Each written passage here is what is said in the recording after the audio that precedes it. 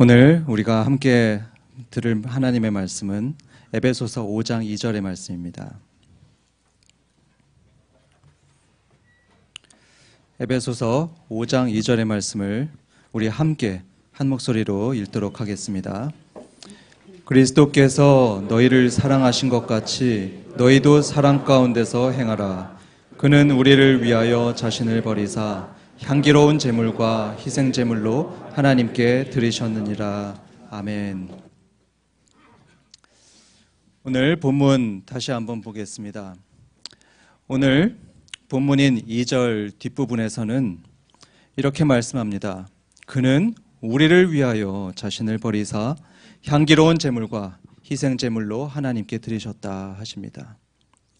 여기서 그라는 말은 예수님을 가리키는 말입니다. 이 예수님께서 자신을 향기로운 제물과 또 희생 제물로 하나님께 드리셨다고 하고 있습니다. 이 향기로운 제물과 또 희생 제물은 같은 말입니다. 즉 예수님께서는 희생 제물로 자신을 드리셨다 이렇게 말씀하는 것입니다. 여러분, 희생 제물로 자기를 하나님께 드렸다는 것이 무슨 의미일까요? 희생 제물을 하면은 옛날에 보통 양, 소 이런 동물을 잡아서 제사를 지냈던 것을 의미하는데요. 예수님께서 그런 제물로 자신을 드렸다. 이게 도대체 무슨 말입니까? 게다가 향기로운 제물로 드리셨다. 이것은 무슨 의미일까요? 그래서 이 시간 우리는 성경에서 말씀하시는 이 희생 제물에 대해서 알아보고자 합니다. 그리고 예수님께서 향기로운 희생 제물이 되었다는 이 말씀이 우리들에게 과연 무엇을 의미하는지 그것을 같이 알아보고자 합니다. 구약에서 대표적으로 거론되는 희생 제물의 사례가 있는데 그것은 유월절 어린 양입니다. 3500년 전 바로 오늘이었습니다. 오늘은 하나님께서 노예로 지냈던 이스라엘을 구원하시려고 애굽 땅에 10번째 재앙을 내리셨던 날이었습니다. 그 재앙을 내리기 전에 하나님께서는 경고하셨습니다. 오늘 밤에 죽음의 영을 보내서 그 땅의 모든 첫째들을 다 죽일 것인데 짐승이든 사람이든 높은 사람이든 낮은 사람이든 모든 첫째들이 다 죽게 될 것이다 경고하셨습니다. 엄청난 재앙입니다. 하지만 하나님께서는 이 재앙을 피할 한 가지 방법을 주셨습니다. 그게 무엇이냐면 양을 잡아서 죽이는 것입니다. 1살짜리 건강하고 깨끗한 양을 잡아서 그 피를 대문의 왼쪽과 오른쪽 그리고 위쪽을 발라놓는 것입니다. 그러면 죽음의 영이 왔다가 그 피를 보고 그 집을 넘어간다고, 유월한다고, 그래서 유월절입니다. 그렇게 해서 그 집의 아들이 죽지 않을 거다 이렇게 하나님께서 약속하셨습니다. 그래서 이 말씀을 믿은 이스라엘의 각 가정은 그날에 자기 아들을 살리기 위해서 집에 있던 새끼 양을 한 마리씩 잡았습니다. 저는 그날 밤에 벌어졌을 일을 한번 상상해 보았는데요. 아마 이런 일이 있었을 것 같습니다. 죽음이 엄습해 오던 그 스산한 밤에 한 이스라엘 가족이 두려워하면서 방에 앉아 있었습니다. 그런데 밖에서 아버지가 돌아오시더니 급히 부엌에 가서 시퍼런 칼을 들고 옵니다. 그러더니 양을 잡아야 한다면서 방 한켠에 키우고 있던 새끼 양을 끌고 옵니다. 당시에는 가축들이 마치 식구처럼 방을 같이 쓰고 있었던 때였습니다. 아버지가 갑자기 이 새끼 양을 끌고 와서 죽이려고 하니까 아들이 달려가서 양을 끌어안으면서 말을 했을 겁니다. 안 돼요, 아빠. 안 돼요. 왜 죽이려고 하세요? 이 새끼 양을 너무나 사랑하던 아들은 닭똥 같은 눈물을 흘리며 외쳤을 것입니다. 이런 아들을 향해서 아버지는 슬픈 눈으로 이렇게 말했을 것입니다. 사랑하는 아들아, 그래야 네가 죽지 않는단다. 그래서 그날 수천 마리의 어린 양들이 이스라엘의 아들들을 위해서 죽어갔습니다. 이렇게 해서 하나님은 이스라엘을 구원하셨고 그들에게 땅을 주셨으며 또한 나라도 세워주셨습니다. 그리고 이들에게 명하셨습니다. 모든 민족에게 본이 되는 거룩한 백성으로 살아라. 그렇지만 여러분, 그들은 그렇게 살았습니까? 아니요, 그렇지 못했죠. 늘 악하게 살고 늘 하나님께 죄를 지었습니다. 하나님께 죄 짓는 것은 반역입니다. 그리고 하나님께 반역하는 것은 오직 죽음뿐이 없었습니다. 그래서 죄를 지은 이스라엘 사람들은 비록 선민이라고 해도 죽어야 됐습니다. 하지만 긍휼이 많으신 하나님께서는 이들에게 계속해서 용서받을 길을 마련해 주셨습니다. 그게 무엇이었을까요? 희생제물을 바치는 것이었습니다. 하나님의 정의는 이렇습니다. 생명에 대해서는 생명으로 갚아야 되고 또 피해에 대해서는 피로 갚는 것, 그것이 하나님의 정의입니다. 그래서 하나님께서는 죽어야 될 사람들을 대신해서 희생제물을 바치면 그때서야 그들을 용서하겠다 말씀하셨습니다. 그래서 이스라엘에는 본문에서 말씀하시는 희생제물에 대한 규정들이 발달하게 되었습니다. 그런데 이 희생제물에 대한 규정들을 살펴보면 이게 조금 까다롭습니다. 우선 제물로 드려질 동물들은 오직 양, 염소, 소, 비둘기 이렇게 제한되어 있었습니다. 그리고 그 동물들도 다 되는 것이 아니었습니다. 두 가지 조건들을 반드시 충족해야 됐었는데요. 첫 번째로는 흠이 없는 정결한 동물들이어야 됐습니다. 하나님께 대해서는 최상의 것을 드려야 됐기 때문에 전혀 흠이 없는 것만 드려야 됐습니다. 그리고 두 번째로 이 동물들은 자기가 직접 키운 가축들이어야 됐습니다. 야생은 되지 않았습니다. 그래서 사람들은 생선이나 야생 동물들을 먹을 수는 있었지만 제물로 하나님께 바칠 수는 없었습니다. 왜 그랬을까요? 그것은 관계성 때문이었습니다.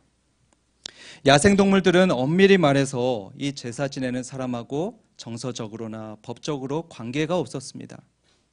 산이나 들에 돌아다니는 동물들은 자기 소유가 아니죠. 자기가 키운 게 아니었기 때문에 애착 관계가 없었습니다. 아무 관계가 없었기 때문에 그것들은 제사하는 사람들의 죄를 대신할 수 있는 자격이 없었습니다. 하지만 자기가 직접 키운 동물들은 달랐습니다. 그건 자기의 재산이었죠. 때로는 재산 그 이상의 존재가 되어서 가족 같은 존재이기도 했습니다. 여러분들 집에 있는 강아지나 또 고양이가 그렇지 않습니까?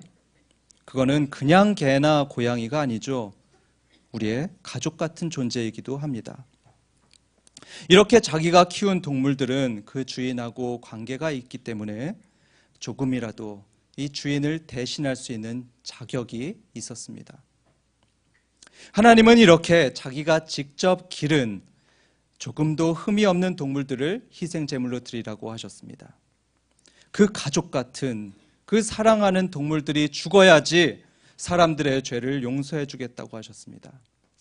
여러분, 그만큼 죄라는 것은 무서운 것입니다. 다음으로 그럼 이 동물들을 가지고 어떻게 제사 지내느냐, 그 방법을 보면 이렇습니다. 먼저 양을 눕히고요, 그 목을 따가지고 피를 받습니다. 그리고 그 피를 제단에다가 뿌렸습니다.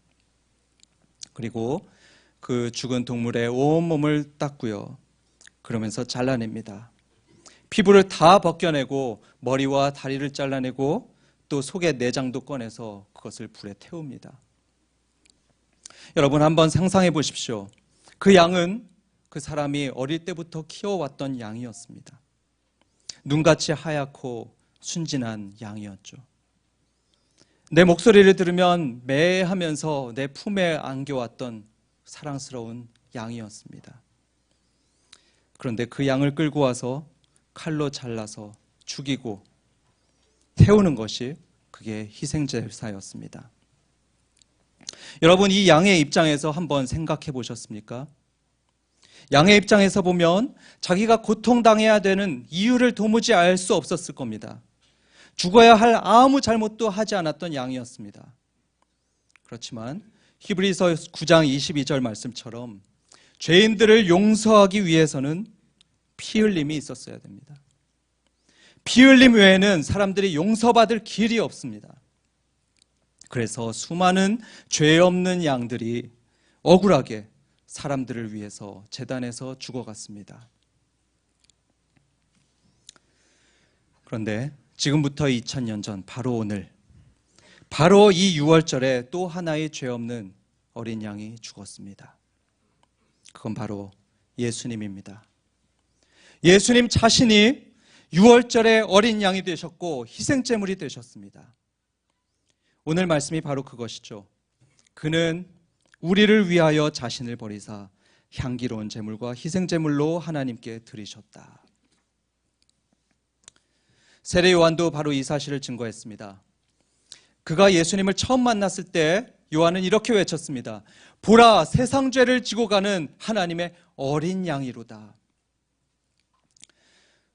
예수님은 정말 어린 양처럼 아무 죄도 짓지 않으셨습니다. 그건 빌라도도 인정했었고요. 그 당시에 모든 사람들이 다 인정했던 사실입니다. 그리고 죽음을 맞이했던 예수님의 모습도 그야말로 유월절 어린 양의 모습이었습니다. 그때 예수님은 유월절 양처럼 사람들에게 큰 고통을 당하셨습니다. 그리고 너무나 부당한 재판과 또 부당한 죽음을 맞이했죠. 그런데 예수님은 마치 도살장에 끌려가는 순진한 양처럼 아무런 저항도 하지 않았습니다. 그는 옷이 벗겨졌습니다.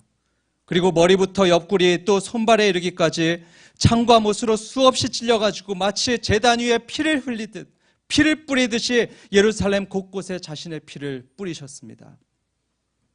그리고 채찍에 맞고 십자가에 매달리며 갈갈이 찢기셨습니다. 그야말로 예수님은 유월절 어린 양으로 희생제물로 하나님께 드려졌습니다.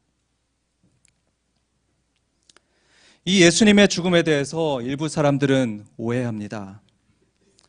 예수님이 죄를 지었으니까 죽었다. 그리고 하나님의 저주를 받았기 때문에 죽었다. 이렇게 오해합니다. 르네 지라르라는 사회인류학자가 희생양이라는 책을 썼습니다.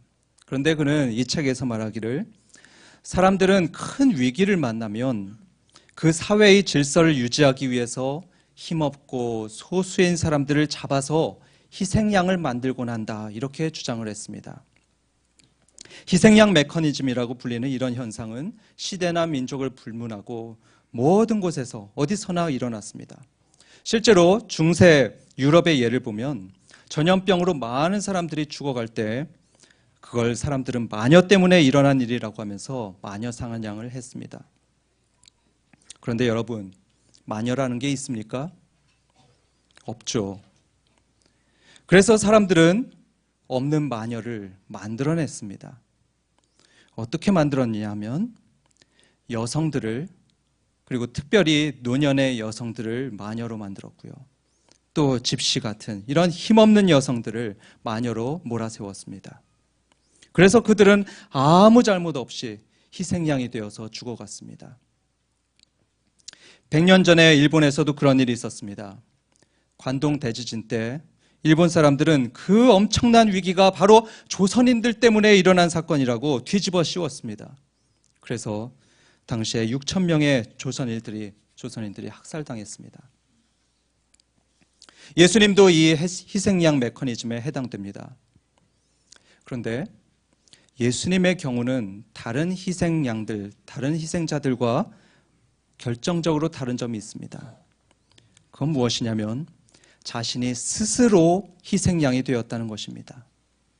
누가 강요해서 된 것이 아니었습니다. 예수님이 힘이 없어서 희생양이 된 것도 아니었습니다. 예수님은 자기가 원해서 자발적으로 희생양이 되셨습니다. 예루살렘에 가면은 자기가 죽을 것을 뻔히 알면서도 제자들에게 예루살렘으로 가자 말씀하셨습니다. 그리고 가룟 유다가 배신할 줄 알면서도 네가 할 일을 속히 해라 말씀하셨습니다.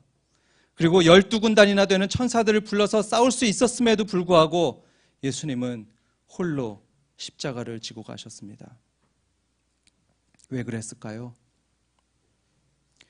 왜 스스로 희생양이 되셨을까요? 사랑하셨기 때문입니다.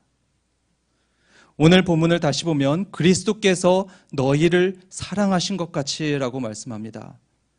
그런데 그 뒤에 사랑하셔서 어떻게 했다는 말씀을 합니까? 그는 사랑하셔서 우리를 위하여 자신을 버리사 향기로운 제물과 희생제물로 하나님께 드렸다. 예수님께서 희생양이 되신 이유는 단 한 가지입니다. 뭡니까? 우리를 사랑하시기 때문입니다. 우리를 사랑하시기 때문에. 여러분, 사랑하면 희생을 하게 됩니다. 정말 사랑한다면 말로만 사랑한다 하지 않고 희생을 합니다. 그래서 예수님은 우리를 말로만 아니고 정말 사랑하셨기 때문에 스스로 희생양이 되셨습니다. 저는 스스로 하나님의 자녀라는 아주 강한 자부심이 있습니다. 아주 강한 자긍심이 있어서 저는 지금까지 누구에게도 무릎 꿇고 빈 적이 한 번도 없었습니다. 아니, 단 한 번 있었습니다. 일전에 단 한 번 무릎 꿇은 사건이 있었습니다. 어떤 사람이 제가 아는 형제에게 너무 화가 나서 이 형제의 인생을 완전히 망쳐버리겠다고 협박을 하는 일이 있었습니다. 저는 어떻게든지 이 형제가 용서를 받고 둘이 화해하기를 간절히 바라며 굉장한 노력을 했습니다. 그런데 제가 그렇게 노력을 했어도 상대방의 분노가 너무나 컸기 때문에 그렇게 잘 되지가 않았습니다. 그래도 제가 계속 설득을 했는데 설득하다 하다 이제는 안 되겠다는 생각이 들었습니다. 그래서 저는 무릎을 꿇었습니다. 그 사람 앞에 무릎 꿇고 고개를 숙이고 제발 이 형제를 용서해달라고 빌었습니다. 하지만 그 사람은 당황하면서 제게 그냥 일어서라고 했고 저는 계속 무릎을 꿇고 제발 이 형제를 용서해달라고 빌었습니다. 아마 이 상황을 모르는 사람이 봤다면 제가 뭔가 크게 잘못한 것으로 오해했을 겁니다. 하지만 저는 그런 건 전혀 상관없었습니다. 제 속에는 오직 이 사랑하는 형제가 용서받고 화해해야 된다는 그런 생각밖에 없었습니다. 여러분, 희생이 있어야지 참 사랑입니다. 내가 잘못하지 않았어도 무릎 꿇고 또 모욕당하고 다른 사람을 위해서 돈도 쓰고 내 꿈도 포기하고 이렇게 형제 자매를 위해서 나를 버릴 때 그것이 사랑입니다. 그런데 예수님께서 바로 그런 사랑을 하셨습니다. 아니, 그보다 훨씬 더 더한 사랑을 하셨습니다. 그래서 예수님은 저와 여러분을 사랑하셔서 아무 잘못이 없는데 모욕을 당하셨고 침뱉음을 당하셨고 결국엔 죽기까지 하셨습니다. 유월절에 이스라엘의 아들들을 위해서 대신 죽었던 어린 양처럼, 그리고 제단 위에서 사람들을 대신해서 피를 흘리면서 죽어갔던 그 양들처럼 예수님도 우리를 대신해서 죽으셨습니다. 저와 여러분을 향한 예수님의 사랑이 말만이 아닌 진짜 사랑이라는 것을 희생 중의 희생인 그 죽음을 통해서 증명해 보여주셨던 것입니다. 오늘 성경에서 말씀합니다. 그리스도께서 너희를 사랑하신 것 같이 너희도 사랑 가운데서 행하라. 예수님께서 우리를 위해서 자신을 버리고 희생하면서 사랑하셨듯이 우리도 자신을 버리며 희생하며 사랑하라는 말씀입니다. 사랑하는 샘물 여러분, 성도 여러분, 이렇게 사랑하시기 바랍니다. 이렇게 사랑하시기 바랍니다. 그런데 여러분, 희생하면서 사랑할 때 사람들이 항상 그걸 알아주는 게 아닙니다. 때로는 알아주지 않을 때도 있는 것 같습니다. 보통 우리는 남을 위해서 희생하면 사람들이 자기를 칭찬해주고 인정할 것으로 기대하지 않습니까? 예를 들어서 일본에서 예전에 김수현 씨가 지하철역에서 한 행인을 구출하려다가 죽는 일이 있었죠. 그런데 19년이 지난 지금도 일본인들은 그를 생각하면서 고마워하고 있습니다. 여러분, 이렇게 고마워하는 것이 당연하죠? 정말 이게 너무나 당연한 건데 실제로는 그렇지 않을 때가 종종 있는 것 같습니다. 나는 저 사람을 위해서 애쓰고 목장을 위해서 애쓰고 또 가족을 위해서 희생했는데 그런데 그 사람들이 고마워하지 않습니다. 때로는 기억도 못합니다. 아니, 심지어 하나님조차 나의 수고와 희생을 알아주지 않는 것 같습니다. 그래서 서운한 마음이 들죠. 힘도 빠지고 억울할 때도 있습니다. 여러분 그런 경우 있었습니까? 저는 있었습니다. 그런데 여러분, 그런 면에서 예수님만큼 서운하고 억울한 사람은 또 없습니다. 예수님은 사람들을 위해서 정말 착한 일을 많이 하셨고요. 심지어는 생명까지 버리셨습니다. 그러면 사람들은 이 예수님께 최소한 감사하기라도 해야 되는 것이 당연합니다. 그런데 사람들이 그랬습니까? 아니, 사람들은 감사하기는커녕 예수님을 조롱했습니다. 죄가 있으니까 저렇게 죽는 거라고 손가락질했습니다. 그리고 예수님께 은혜를 입었던 모든 사람들이 다 예수님을 떠나고 예수님을 외면했습니다. 심지어는 하나님조차 외면하는 것 같이 보였습니다. 예수님이 소리쳤습니다. 아버지, 어찌하여 나를 버리셨나이까? 그런데 하나님께서는 아무 말씀 없으셨습니다. 이렇게 서운하고 억울할 때가 또 어디 있습니까? 하지만 예수님은 이 모든 것을 묵묵히 감당하셨습니다. 말없이 죽어갔던 그 수많은 어린 양들처럼 그렇게 죽으셨습니다. 그런데 그렇게 죽으신 것에 대해서 오늘 성경은 말씀합니다. 하나님께 예수님께서는 향기로운 제물이 되셨다, 이렇게 말을 합니다. 즉 하나님께서 기뻐하시는 삶을 사셨다는 말씀입니다. 예수님의 죽음은 결코 의미 없는 죽음이 아니었고 의미 없는 삶이 아니셨습니다. 하나님께서 기뻐하시는 향기로운 제물이었고 향기로운 삶을 사셨던 것입니다. 더 나아가서 빌립보서 2장 14절에서 말씀하기를 이런 삶을 사신 예수님을 하나님께서는 지극히 높이셨다고 말씀을 합니다. 그래서 하늘에 있는 자들과 땅에 있는 자들로 모든 무릎을 예수님 앞에 꿇게 하셨다고 말씀을 하죠. 사랑을 베풀었지만 눈에 보이는 인정이 없고 보답도 없고 감사가 없어서 너무 억울하신 분 계십니까? 너무 서운하신 분 계십니까? 그렇다면 여러분들은 정말 예수님의 제자인 것입니다. 여러분은 예수님의 제자로서 정확히 예수님의 길을 가고 계시는 것입니다. 주님 가셨던 그 영광스러운 길을 가는 것이고요. 하나님 앞에 향기로운 인생을 살고 계신 것입니다. 사랑하는 여러분, 우리를 위해서 골고다 언덕을 끝까지 걸어가셨던 예수님처럼 희생하며 살아가는, 또 희생하며 사랑하는 그 길을 끝까지 인내하며 가시기 바랍니다. 서운하고 힘들어도, 그리고 이제 그만두고 싶어도 나를 위해서 희생제물이 되었던 예수님 바라보면서 한 번만 더 참고 한 번만 더 사랑함으로써 하나님께 향기로운 인생을 사시는 저와 여러분 되기를 주님의 이름으로 축원합니다. 함께 기도하겠습니다. 하나님 아버지, 우리를 위해서 스스로 유월절 어린 양이 되셨던 예수님을 생각하게 하심을 감사합니다.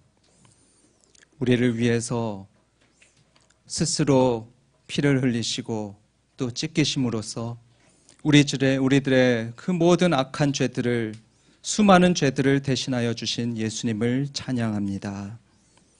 주님, 그 은혜를 기억하며 늘 감사하며 그 모든 사랑에 대해서 저희들도 예수님처럼 희생하며 살기를 다짐합니다.